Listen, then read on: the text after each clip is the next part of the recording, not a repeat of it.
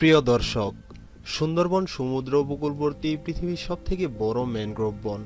এই বনভূমি গঙ্গা ও ব্রহ্মপুত্র মোহনায় অবস্থিত এবং বাংলাদেশ ও ভারতের পশ্চিমবঙ্গ জুড়ে বিস্তৃত। সুন্দরবন 1997 সালে ইউনেস্কো বিশ্ব ঐতিহ্যবাহী স্থান হিসাবে স্বীকৃতি পায়। সুন্দরবনের মোট আয়তন 10,000 বর্গ কিলোমিটার, এর মধ্যে বাংলাদেশের অংশের প্রায় 6,017 বর্গ কিলোমিটার।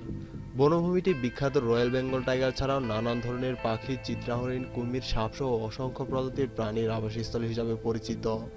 এছাড়া এই বনভূমিতে বিখ্যাত সুন্দরী ও গুলপাতা গাছও পাওয়া যায়। এই বনের মৌমাছিদের তৈরি মৌচাক থেকে প্রচুর মধু সংগ্রহ করা হয়। এইসব সুন্দরবন সম্পর্কিত তথ্য আমরা সবাই জানি, আমাদের মধ্যে অনেকে এর চেয়ে বেশি তেমন কিছুই জানি না। অথচ আমাদের দেশের এই প্রাকৃতিক সম্পদ কিনা বিশ্বের অন্যতম সুন্দর জায়গা। তাই আজকে আমরা সুন্দরবন সম্পর্কে জানব। হ্যাঁ বন্ধুরা, সুন্দরবনের আকর্ষণীয় মৌলিক তথ্য উপস্থাপন করব, তো ভিডিওটি সম্পূর্ণ দেখুন। বাংলায় সুন্দরবনের আক্ষরিক অর্থ সুন্দর জঙ্গল কিংবা সুন্দর বনভূমি। সুন্দরী গাছ থেকে সুন্দরবনের নামকরণ হয়ে থাকতে পারে, যা সেখানে প্রচুর জন্মায়।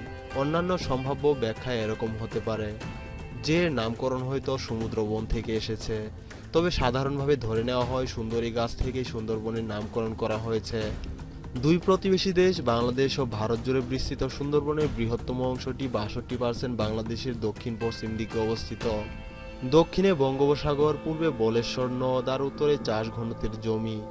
অষ্টাদশ শতাব্দীর শুরুতে সুন্দরবনের আয়তন বর্তমানের প্রায় দ্বিগুণ ছিল। বনের উপর মানুষের অধিক চাপ এর আয়তন সংকুচিত করেছে। বাংলাদেশে বর্তমানে মোট ভূমির আয়তন 4,143 বর্গ কিলোমিটার এবং নদী ও খালসহ বাকি জলধারার আয়তন 1,874 বর্গ কিলোমিটার। সুন্দরবনের নদীগুলোতে নোনা পানি ও মিঠা পানির মিলন স্থান। সুতরাং গঙ্গা থেকে আসা নদীর মিঠা পানি বঙ্গোপসাগরের নোনা পানি হয়ে ওঠার মধ্যবর্তী স্থান হলো এই এলাকাটি। এটি সাতক্ষীরা, খুলনা, বাগেরহাট, পটুয়াখালী অঞ্চল জুড়ে রয়েছে। সুন্দরবনের প্রধান বনজ বৈচিত্র্যের মধ্যে রয়েছে প্রচুর পরিমাণে সুন্দরী, গেওয়া, গরান এবং কেওড়া গাছ। 1903 সালে প্রকাশিত এক প্রতিবেদনের হিসেব মতে সর্বমোট 245টি শ্রেণী এবং 334টি প্রজাতির উদ্ভিদ রয়েছে সেখানে।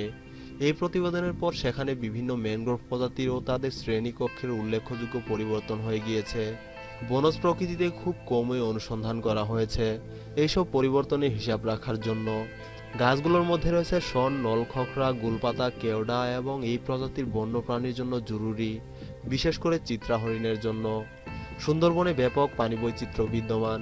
পানি বৈচিত্র্য সংরক্ষণ ব্যবস্থাপনা সুন্দরবনে কিছু কিছু এলাকায় শিকার নিষিদ্ধ করা হয়েছে, যার ফলে শর্তহীনভাবে বনজ সম্পদ সংগ্রহ করা হয়েছে।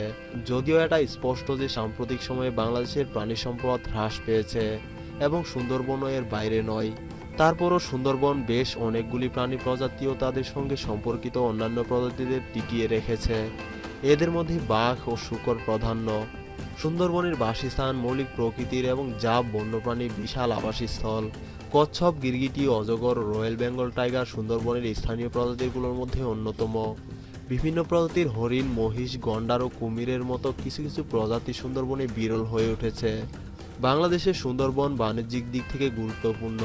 120 প্রজাতির মাছ, 270 প্রজাতির পাখি, 42 প্রজাতির স্তন্যপায়ী, 35 প্রজাতির সরীসৃপ এবং 8টি প্রজাতির উভচর প্রাণীর বাসস্থান এখানে। এই থেকে বোঝা যায় যে বাংলাদেশের সুন্দরবনে বিভিন্ন প্রজাতির একটি বড় অংশ বিদ্যমান। 30% সরীসৃপ, 37% পাখি এবং 37% স্তন্যপায়ী। সুন্দরবনের রয়্যাল বেঙ্গল টাইগার নামক বাঘ বিখ্যাত। 2004 সালের হিসাব মতে সুন্দরবনে প্রায় 500 রয়্যাল বেঙ্গল টাইগার রয়েছে, যা বাঘের একক বৃহত্তম অংশ।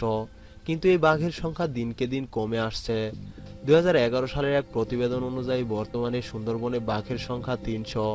এদের সংরক্ষণের জন্য বন্যপ্রাণী সংরক্ষণ কমিটি নানান ধরনের কঠিন পদক্ষেপ গ্রহণ করেছে। এছাড়া এসব বাঘ গড়ে প্রতি বছরে প্রায় 30 থেকে 100 জন মানুষ মেরে ফেলার কারণে ব্যাপকভাবে পরিচিত। সুন্দরবনের জনসংখ্যা 40 লাখের বেশি, কিন্তু এর বেশিরভাগই স্থানীয় জনসংখ্যা নয়। বাংলাদেশের দক্ষিণ পশ্চিমাঞ্চলে অর্থনীতিতে যেমন, ঠিক তেমনি জাতীয় অর্থনীতিতেও সুন্দরবনের গুরুত্বপূর্ণ ভূমিকা রয়েছে। এটি দেশের বনজ সম্পদের একক বৃহত্তম উৎস। এই বন কাঠের উপর নির্ভরশীল শিল্পের কাঁচামালের যোগান দেয়। তাছাড়া ঘর ছাওয়ার পাতা, মধু, মৌচাক, মম, মাছ, কাঁকড়া, শামুক এবং ঝিনুক। বৃক্ষপূর্ণ সুন্দরবনে এই ভূমি একই সাথে প্রয়োজনীয় আবাসস্থল, পুষ্টি উৎপাদক, পানি বিশুদ্ধকরণ, পলি সঞ্চয়কারী, ঝড় প্রতিবেদক, উপকূল স্থিতিকারী, শক্তি সম্পাদন, আধার ও পর্যটন কেন্দ্র। এই বন প্রচুর প্রতিরোধমূলক এবং উৎপাদনমূলক ভূমিকা পালন করে। বাংলাদেশের সংরক্ষিত বনাঞ্চলের 51 জুড়ে সুন্দরবন। বন থেকে আসা মোট আয়ের অবদান প্রায় 41%। কাঠ ও জ্বালানি উৎপাদনের অবদান প্রায় 45%। অনেকগুলি শিল্প যেমন নিউজ প্রিন্ট, দেশলাইট, হার্ডবোর্ড, নৌকা সুন্দরবন থেকে আহরিত কাঁচামালের উপর নির্ভরশীল। বিভিন্ন অকার্যযোগ্য সম্পদ এবং বনায়ন কমপক্ষে 3 লক্ষ উপকারী জনসংখ্যার জন্য উল্লেখযোগ্য পরিমাণে কর্মসংস্থান ও আয়ের সুযোগ করে দিয়েছে। উৎপাদনমুখী ভূমিকার পাশাপাশি সুন্দরবন ঘূর্ণিঝড় প্রবল বাংলাদেশের উপকূলবর্তী জনসংখ্যা ও তাদের সম্পদের প্রাকৃতিক নিরাপত্তা অবলয় হিসাবে ভূমিকা রাখে।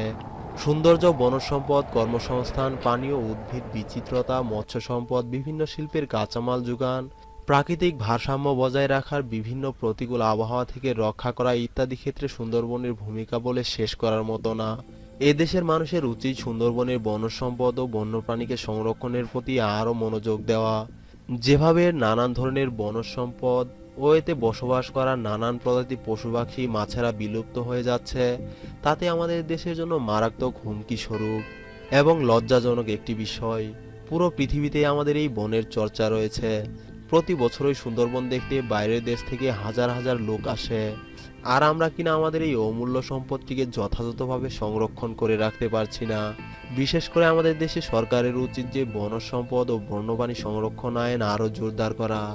আর আমরা যারা সুন্দরবনে ঘুরতে যাই তাদের সতর্ক থাকা উচিত যে আমরা যেমন মজার ছলে বা হেলাফেলা করে বনজ সম্পদ বা বন্যপ্রাণী জীবনকে কোনো ক্ষতির মুখে না ফেলি, অন্যদেরকেও এ বিষয়ে সতর্ক করতে পারি। কারণ প্রতি বছর এই কারণে অনেক পশু পাখি মারা যায়। বন্ধুরা, আমাদের সুন্দরবন সম্পর্কে ভিডিওটি কেমন লাগলো? যদি ভালো লেগে থাকে তাহলে অবশ্যই একটি লাইক করুন এবং বন্ধু বান্ধব আর পরিবারের সদস্যদের কাছে শেয়ার করুন। আর এই ধরনের রহস্য এবং তথ্যবহুল ভিডিও পেতে অবশ্যই আমাদের চ্যানেলটিকে সাবস্ক্রাইব করে পাশে থাকা বেল আইকনে ক্লিক করুন। আমি মাসুদ, আবারও দেখা হবে অন্য আরেকটি এপিসোডে। তো ভালো থাকবেন, take care, bye bye, thanks for watching.